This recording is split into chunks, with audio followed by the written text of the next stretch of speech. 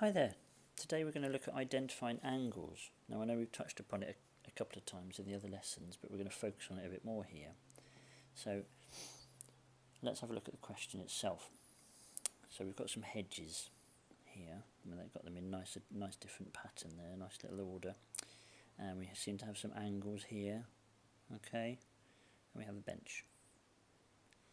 Number one, in which corners, A, B or C, of the garden can the bench be placed?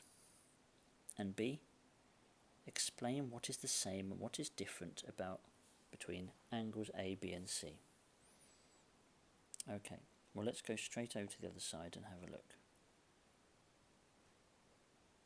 So angle A is the same size as the angle of the corners of the bench, so it will fit neatly there.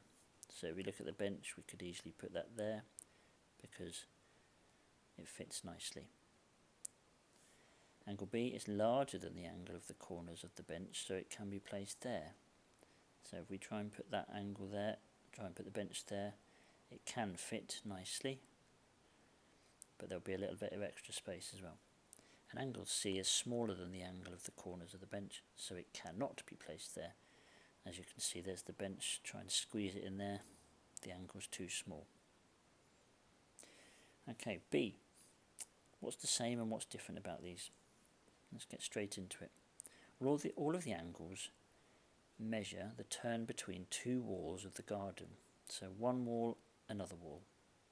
It measures how far that wall would turn. This wall, that's another one. And then this wall here, there's another one. So angle A is a quarter turn, or a right angle, and we say it is 90 degrees. Angle B is larger than a right angle, so we say it is greater than 90 degrees. And angle C is smaller than a right angle, so we say that is less than 90 degrees.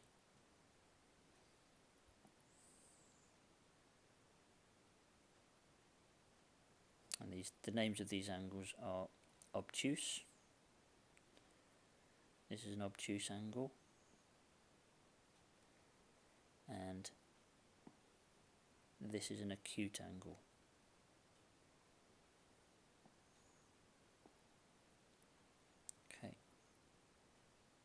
Okay. Question 1. Which corners will the bench fit in? So we've just done that sort of question. So just a test now. Which ones will it fit in? Okay. So I could actually try and copy this, and we could try it for you. See if it works. I'll just make the whole thing a bit bigger, so it's easier to work with. And then we move it around. Well, let's go for here first, shall we? Okay. Can we fit it in there? No. Can't fit it in that one, can we? Can we fit it here? Yes. That'll fit nicely in there. Can we fit it in here? Yes. And can we fit it here? Yeah, so it fits there as well. There's a little bit of space left over, but it still fits, doesn't it? Okay.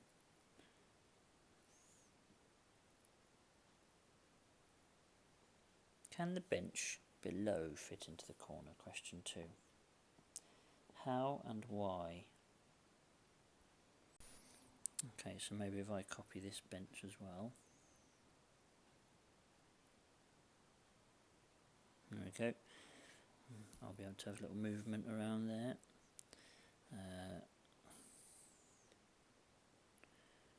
Can I fit it in there? No. How about if I turn it round? So I could fit it if I turned it upside down. So it still fits in, but if we look at the angles that we're dealing with here, so the angle of the corner of the bushes is a right angle, but the angle of the bench here is an acute angle. It's less than 90, so it can fit in there. Now if I made it smaller, sorry, no, made it smaller, if I turned it round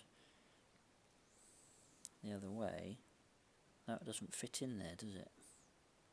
Because I've got an obtuse angle trying to fit into a right angle. That obtuse angle can't fit into the right angle, but it does work the other way. Okay?